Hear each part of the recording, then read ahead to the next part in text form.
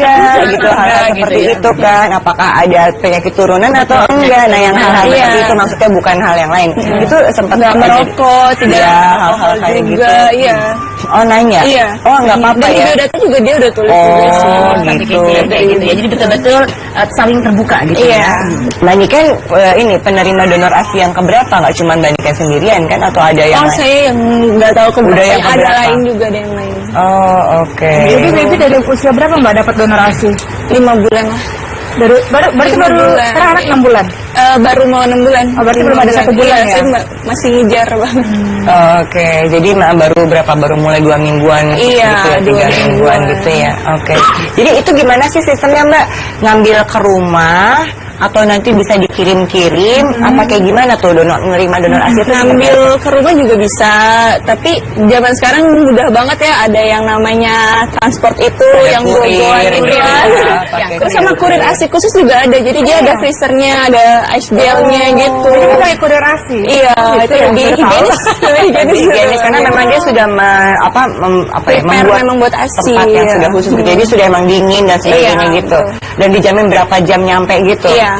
Oke. Jangan sampai dikirim hari ini baru nyampe besok. Wah, berarti di mana tuh? Oke, kalau Mbak Oki sendiri kan juga terima nih. Kayak gimana ke sepupunya? Sebenarnya donor ASI ini sah-sah saja karena memang setiap orang tua menginginkan yang terbaik untuk anaknya. Salah satunya adalah dengan pemberian ASI eksklusif. Namun sayangnya tidak semua ibu dianugerahi ASI yang melimpah gitu ya. Jadi mereka menggunakan jasa donor ASI. Donor ASI jangan hanya mengambil ASI begitu saja tanpa kita mengetahui riwayat atau latar belakang track record dari orang tersebut, baik kesehatan maupun akhlaknya sebenarnya.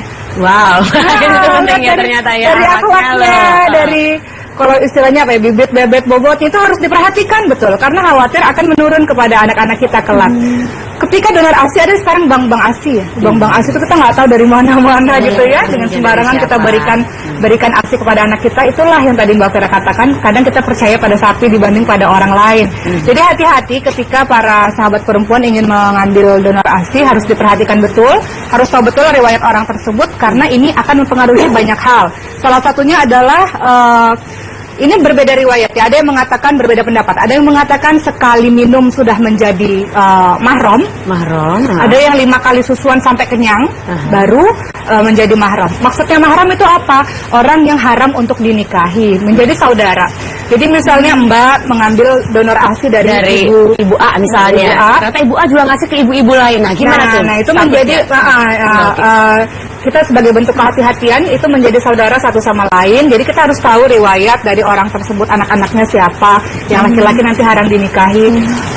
Ibu itu punya kakek sampai atas itu menjadi saudaranya si anak gitu. Ibu itu punya anak-anak menjadi saudaranya si anak gitu ya. Lucu juga ya, saudara jadi banyak. Memang beda pendapat sih. Ada yang mengatakan disusun langsung baru jadi haram atau haram untuk dinikahi atau pakai botol. Tapi sebagai bentuk kehati-hatian, mau pakai botol kayak kemudian disusuin langsung kayak, tetap itu adalah ibu susuan yang berlaku hukum mahram sebagai bentuk kehati-hatian. Setelah ini kita akan dengarkan komentarnya Mbak Vera ya, seperti apa gitu dari skis-skisnya gitu, karena kan bonding sama anak gitu ya Mbak. Oke, jangan mana-mana ya, tetap kita lanjutkan lagi ngobrolnya di Curahan Hati Perempuan.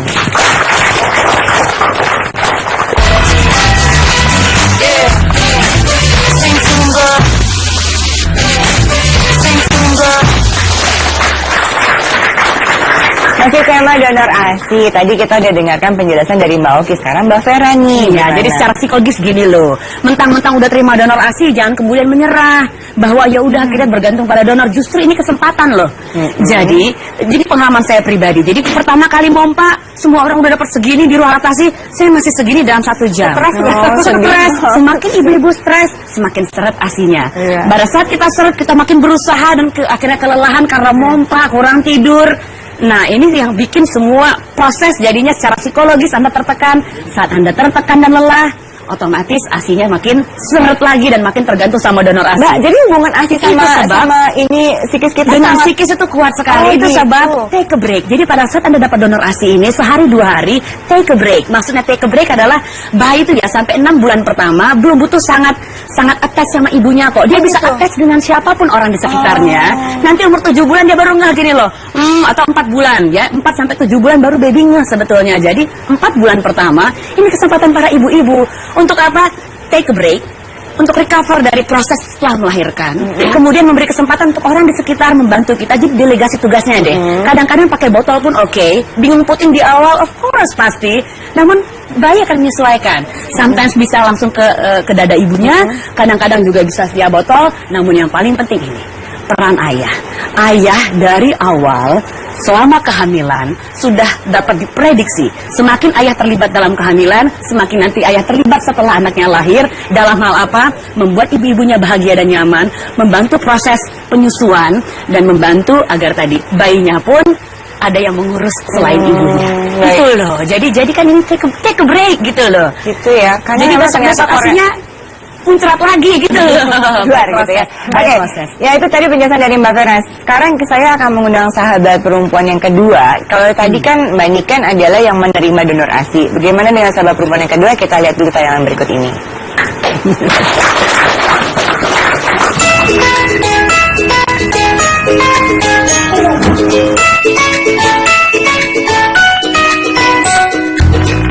Diberikan kelebihan oleh Tuhan dengan produksi ASI yang berlimpah, membuat seorang ibu dua anak ini berbesar hati untuk menjadi seorang pendonor ASI, di mana dirinya rela berbagi ASI dengan bayi yang lain. Betapa mulianya apa yang dilakukan oleh sahabat perempuan satu ini. Lantas, apa yang melatar belakangi sahabat perempuan ini untuk memberikan ASI-nya kepada bayi lain? Selengkapnya hanya di Curahan Hati Perempuan.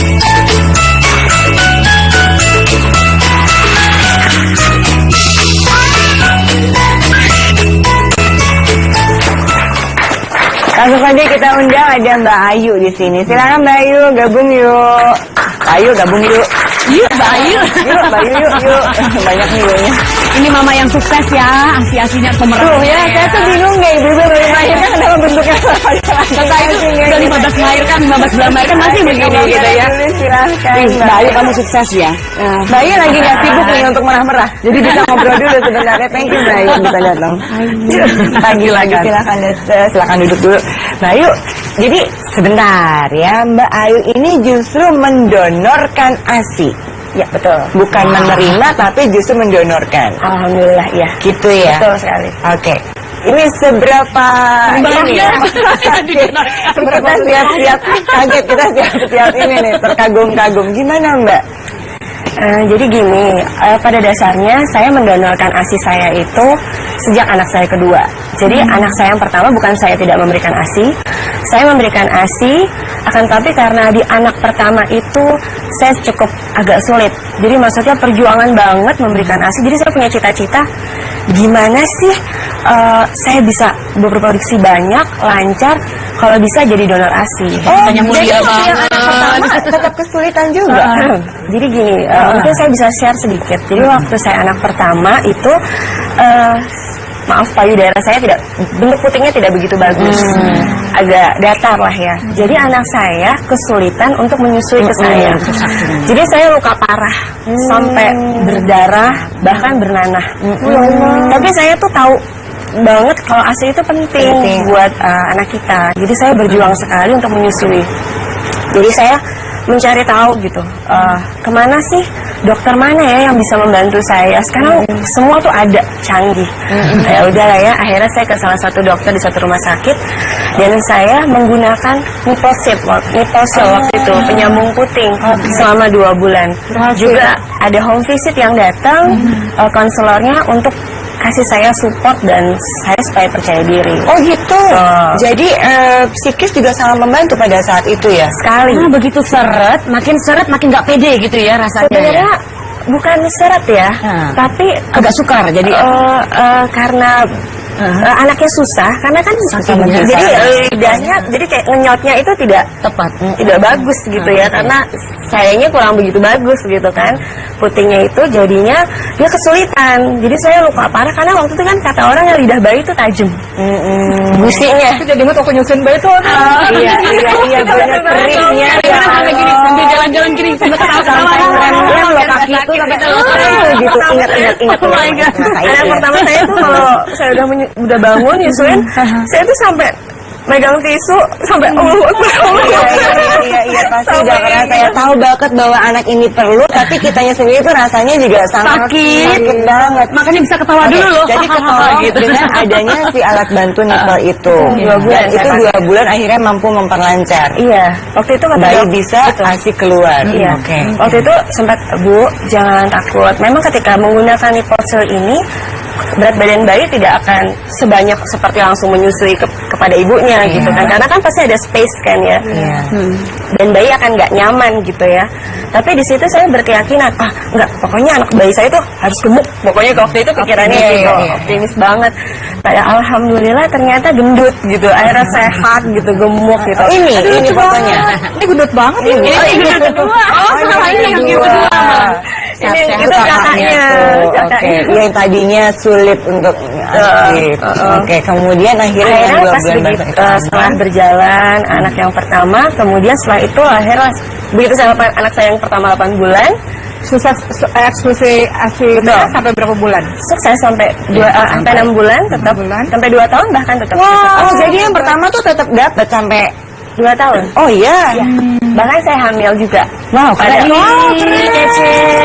Jadi Prestasi kabarnya soalnya kalau ibu-ibu ini memberikan prestasi. Ini prestasi banget. bukannya kalau memberikan ASI katanya ibunya ini kontrasepsi alami gitu nggak hamil, ternyata tetap hamil ya. Iya. Oke. Beda-beda sih kondisi. Waktu itu Beda-beda. saya Oke. percaya begitu, tapi ternyata saya juga kaget begitu. Asik, kamu memang kata subur luar biasa kayaknya Mbak. Oke, jadi dan itu ASINya tetap berlimpah gitu sampai ke si adiknya yang kedua ini. Betul. Oke. Jadi pas setelah kakaknya 8 bulan, saya hamil, sampai saya mengalami mules kan, kontraksi gitu. Terus kata dokter diberhentikan saja dulu gitu. Asinya. Tapi ternyata makin lama, alhamdulillah terus berjalan, nggak masalah. Terus anak kedua saya lahir dan dari situlah ASI saya makin berlimpah, banyak. Bentar. Takaran bahwa berlimpahnya itu gimana? 3 kulkas. 3 kulkas.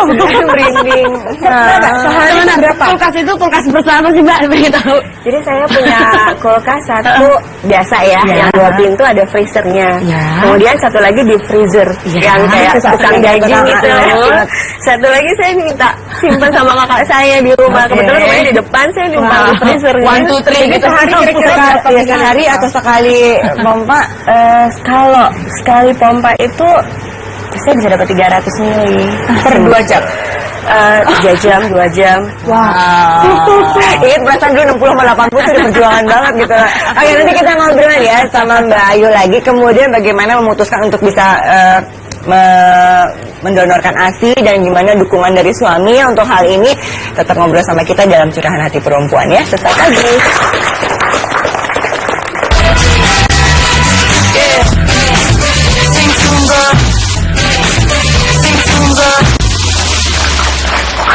Bersama Mbak Ayu yang dikasih karunia berlimpah ruah ASI ya Mbak ya. Sekali pompa 300 cc bisa dapat 3 kulkas ini sekarang udah bisa.